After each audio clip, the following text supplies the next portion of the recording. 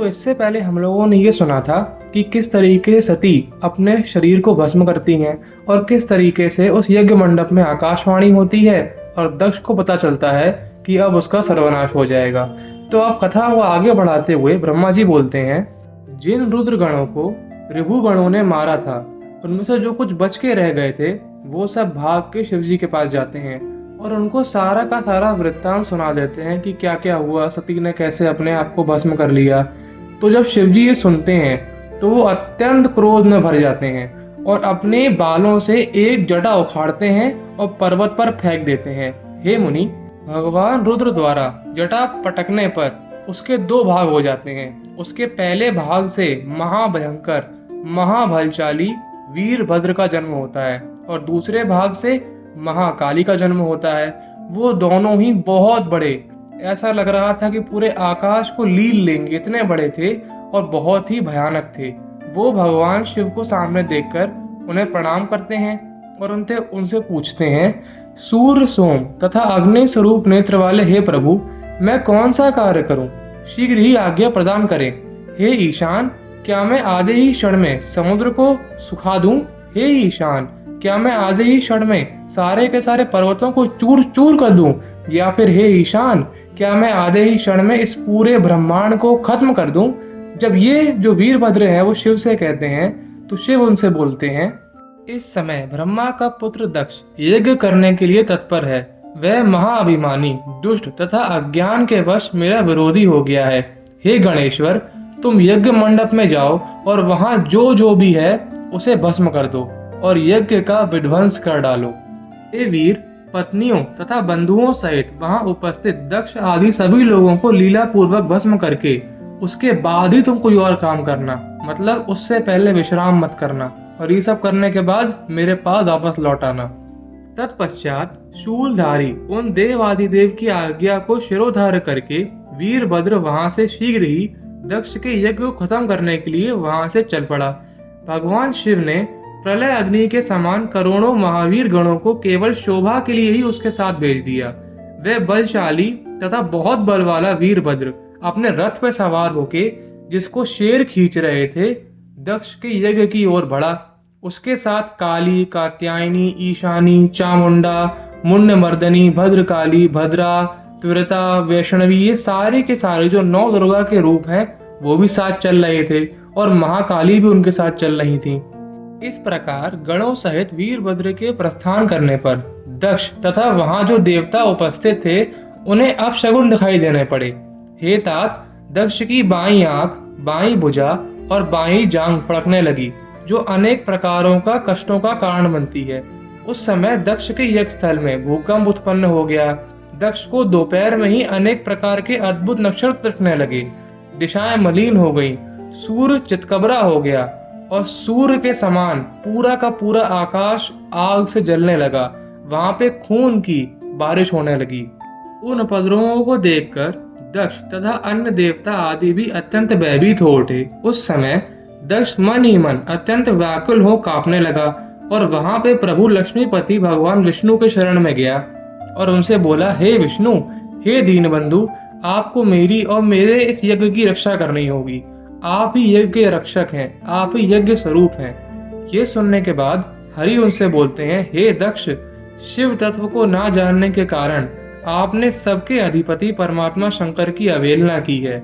ईश्वर की अवहेलना से सारा कार्य न केवल सर्वथा निष्फल हो जाता है, अपितु पग पग पर आपत्ति आती है। जहाँ अपूज्य लोगों की पूजा होती है और जहाँ पूजनीय लोगों की पूजा नहीं होती, वहाँ पे कभी कुछ अच्छा नहीं हो सकता। और यहाँ तो दोनों ही हुआ है। हे दक्ष, मैं प्रभु हूँ और यहाँ पे और भी देवी देवता हैं, परंतु धर्म हमारे साथ नहीं है। धर्म तो शिव के साथ ही है, इसलिए आज तुम्हारे साथ हमें भी झेलना पड़ेगा। मैं भ्रम से महादेव जी की शपथ का उल्लंघन करके जो यहाँ रुक गया, उसके कारण आपके साथ मुझे भी बहुत भारी दुख झेलना पड़ेगा। हे दक्ष, आज मुझ में उनको रोक सकने की शक्ति नहीं है, क्योंकि शपथ का उल्लंघन करने से मैं शिव द्रोही हो गया हूँ। ऐसा कहकर अत्यंत व्याकुल मुख कमल वाले विष्णु चुप होकर वहां बैठ गए। उस समय वीरभद्र अपनी पूरी सेना लेके यज्ञ मंडप में घुस गए। और वीरभद्र से लड़ने के लिए उस समय इंद्र हाथी पर सवार हो गए, अग्नि भैंस पर सवार हो गए और यम अपनी भैंस पर सवार हो गए, वरुण मकर पर, वायु मृग पर, कुबेर पुष्प पर, और जितने भी और लोग थे, जितने भी देवता थे, वो अपने अपने अस्त्र शस्त्र और वाहन लेके वीरभद्र से और उसकी सेना से लड़ने लगे। परंतु सभी शिव गणों ने त्रिशूल के प्रहार से शीघ्रता पूर्वक देवताओं, यक्षों, सिद्ध गणों, गुह जानने वाले जो भी ऋषि थे उनको काट डाला, उनको पूरी तरीके से खत्म कर दिया। इस प्रकार सभी देवता पराजित होकर भाग चले और एक दूसरे को रणभूमि में छोड़ छोड़कर देवलोक चले गए। ये सब देखकर वीरभद्र हंसने लगा और बोला, आप लोग मूर्खता के कारण ही इस यज्ञ में अपना अपना भाग लेने के लिए आए थे। अब आप मेरे पास आइए, मैं देता हूँ आपको इसका भाग। उस समय वहां उपस्थित सभी ऋषि अत्यंत भयभीत होकर रमापति भगवान श्री हरि के शरण में गए और उनसे बोलने लगे, हे देव, हे रामानाथ, दक्ष के यज्ञ की रक्षा अब आप ही को करनी पड़ेगी। हे नारद, उन ऋषियों के ये वचन सुनकर भगवान विष्णु वीरभद्र के साथ युद्ध करने में उद्यत हो गए। उस प्रकार श्री हरि को युद्ध के लिए तैयार देखकर वीणा तथा और जो बहुत सारे अस्त्र शस्त्र से उसको पकड़ा हुआ वीरभद्र विष्णु से बोलने लगा, आप यहाँ किस लिए आए हैं, ये हम नहीं जानते। आप दक्ष के यज्ञ की रक्षा क्यों कर रहे हैं? क्या आपको पता नहीं कि यहाँ पे सती ने अपने आप को भस्म किया है? क्या आपको पता नहीं कि दक्ष शिव के द्रोही हो गए हैं? क्या आपको पता नहीं कि जो ये यज्ञ है ये धर्म के विरुद्ध है? हे नारद, उन वीरभद्र की इस बात को सुनकर बुद्धिमान सुरेश्वर विष्णु प्रसन्नता पूर्वक हंसते हुए उनसे कहने लगे, कर्म में निष्ठा रखने वाले अज्ञानी इस दक्ष ने मूर्खतावश पहले मुझसे यज्ञ के लिए बार बार प्रार्थना की थी। मैं भक्तों के अधीन हूँ और भगवान महेश्वरी भक्तों के अधीन है। हे तात, दक्ष मेरे भक्त हैं, इसीलिए मैं इस यज्ञ की रक्षा कर रहा हूँ। मैं यज्ञ की रक्षा के लिए आपके साथ युद्ध करूंगा, क्योंकि मुझे इसके अलावा कोई और विकल्प दिखाई नहीं देता। ये सुनने के बाद वीरभद्र बोलते हैं, हे महाप्रभु, मैंने आपके भाव की परीक्षा के लिए ही आपसे ये वचन कहे थे। मैं देखना चाह रहा था कि कहीं आप तो अधर्म की तरफ नहीं हो गए, लेकिन मैं मूर्ख था।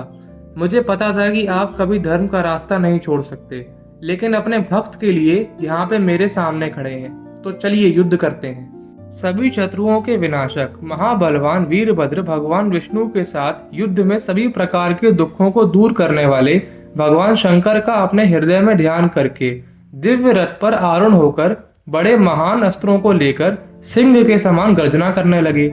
बलशाली विष्णु भी अपने योद्धाओं को साथ लेके और अपने सारे के सारे अस्त्रों शस्त्रों को साथ लेके शंख को उन्होंने बजा दिया। उस शंख की ध्वनि को सुनकर जो देवता पहले भय के मारे भाग गए थे, वो विष्णु जी को लड़ता हुआ देख के विष्णु जी की तरफ से दोबारा लड़ने लगे। तो पहले विष्णु जी ने वीरभद्र के अलावा जितने और गण थे उनसे लड़ना शुरू किया। जब वीरभद्र ने विष्णु जी को इस तरीके से लड़ते हुए देखा तो वो स्वयं आके उनसे लड़ने लगा। हे मुनि, उस समय अनेक प्रकार के अस्त्र धारण करने वाले महावीर वीरभद्र तथा सागरपति विष्णु, उन दोनों के बीच एक बहुत ही रोमांचक लेकिन घंघोर युद्ध हुआ। उन महाबली वीरभद्र ने युद्ध भूमि में लीला पूर्वक विष्णु की छाती में त्रिशूल घुसा दिया। हे मुनि, पुरुषोत्तम श्री हरि त्रिशूल के प्रहार से घायल होकर सहसा भूमि पर गिर पड़े और अचेत हो गए। पर लेकिन उसके बाद वो दोबारा उठ खड़े हुए तो उनके नेत्र लाल हो गए। उन्हें बहुत क्रोध आया। उन्होंने अपने चक्र को वीरभद्र पे छोड़ दिया, लेकिन चक्र कुछ काम नहीं आया, क्योंकि जो वीरभद्र थे वो शिव भक्त थे और चक्र कभी शिव भक्त को किसी प्रकार की भी कष्ट नहीं दे सकता। उसके बाद बहुत घमासान युद्ध होता रहा, लेकिन फिर विष्णु को स्मरण हुआ कि अब ये बहुत हो चुका है। अब जो दक्ष है और जो अंदर बैठे हुए ऋषि हैं जो असल में अधर्म कर रहे थे, उनको सजा मिलने का वक्त आ गया है। तो वो और ब्रह्मा जी दोनों अपने अपने लोक को चले गए। उनको देख के सारे के सारे देवता भी अपने अपने लोक को चले गए। जब ऐसा हुआ तो जो वीरभद्र था उसने सारे के सारे जो ऋषि थे उन सबको जीत लिया। जब वो अंदर यज्ञ मंडप में घुसे तो उन्होंने जितने भी ऋषि थे और जितने भी लोग थे उन सबको काटना और मारना शुरू कर दिया। किसी की भुजाएं उखाड़ ली, किसी का सर उखाड़ लिया। जो भृगु थे, जिन्होंने ऋभुगण पैदा किए थे पिछली बार शिवगणों को मारने के लिए, उनकी दाढ़ी नोच ली। अब ये सब देखकर जो दक्ष थे वो बहुत भयभीत होकर कहीं छुप गए, लेकिन वीरभद्र ने दक्ष का पता लगा लिया और उन्हें बलपूर्वक वहां से खींच लिया। उनका गला पकड़कर उन्होंने उनके मस्तक पर तलवार से प्रहार किया, लेकिन जो दक्ष हैं वो ब्रह्मा के पुत्र हैं, इसलिए अवध्य हैं शस्त्रों से। तो उन्होंने सोचा कि अगर मैं इसे शस्त्र से नहीं मार सकता तो मैं अपने खुद हाथों से इसको खत्म कर दूंगा। तो उन्होंने दक्ष की छाती पे अपना पैर रखा और दक्ष का जो सिर था वो अपने हाथों में पकड़ा और उखाड़ दिया उनके देह से, उनके सर को, और जो अग्निकुंड था वहां पे फेंक दिया और भस्म कर दिया। इस तरीके से पूरे के पूरे यज्ञ मंडप में खून ही खून हो गया और पूरा का पूरा दक्ष का जो यज्ञ था दक्ष समेत विध्वंस हो गया। इसके बाद वो कैलाश पर्वत पर दोबारा लौट आए। जब ये पूरी लीला का वर्णन नारद जी से ब्रह्मा जी कर देते हैं तो नारद जी को एक शंका होती है। वो पूछते हैं, हे ब्रह्मा, भगवान विष्णु शिव जी को छोड़कर अन्य देवताओं के साथ दक्ष के यज्ञ में किस कारण गए जहां उनका तिरस्कार हुआ? क्या वो ये नहीं जानते थे कि ये जो यज्ञ है वो अधर्म की तरफ से हो रहा है? तो ब्रह्मा जी बोलते हैं, ऐसा नहीं। एक समय की बात है, क्षुभ नाम से प्रसिद्ध एक महान तेजस्वी राजा उत्पन्न हुए थे। वह महाप्रभावशाली मुनीश्वर दधीची के मित्र थे। पूर्व काल में लंबे समय से तप करने के बाद जो क्षुभ थे और दधीची थे उनके बीच में एक बहुत बड़ा विवाद छिड़ गया। उस विवाद में वेद वेदता शिव भक्त दधीची ने कहा कि तीनों वर्णों में ब्राह्मण ही श्रेष्ठ है, पर जो क्षुभ थे उन्होंने कहा नहीं, जो राजा है वही श्रेष्ठ है, क्योंकि शास्त्रों में कहा गया है कि राजा सब पे राज करता है क्योंकि वो श्रेष्ठ है। उन क्षुभ का श्रुतियों और स्मृतियों के विरुद्ध ये मत सुनकर मुनि श्रेष्ठ दधीची अत्यंत कुपित हो उठे। तब वह मुनि आत्मगौरव के कारण कुपित हुए महातेजस्वी दधीची ने क्षुभ के मस्तक पर अपनी एक मुट्ठी दे मारी। तत्पश्चात दधीची के द्वारा ताड़ित किए गए ब्रह्मांड अधिपति दुष्ट क्षुभ अत्यंत कुपित हो उठे और उन्होंने अपने वज्र से दधीची के सिर के 2 टुकड़े कर दिए। क्षुभ के द्वारा काटे गए दधीची के सिर से जब वो मर गए, दधीची ने उससे पहले शुक्राचार्य का ध्यान किया था।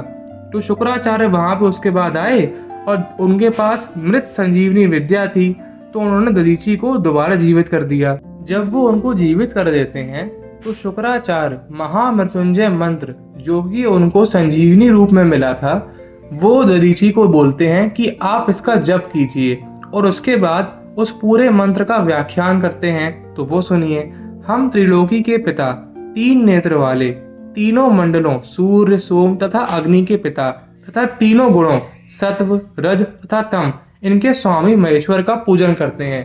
जैसे फूलों में उत्तम गंध होती है उसी प्रकार वह भगवान शिव संपूर्ण भूतों में, तीनों गुणों में, समस्त कृत्यों में, इंद्रियों में, अनायास ही देवों में और गुणों में अनेक प्रकार से सुगंधित हैं। उनके कर्मों में भी सुगंध है।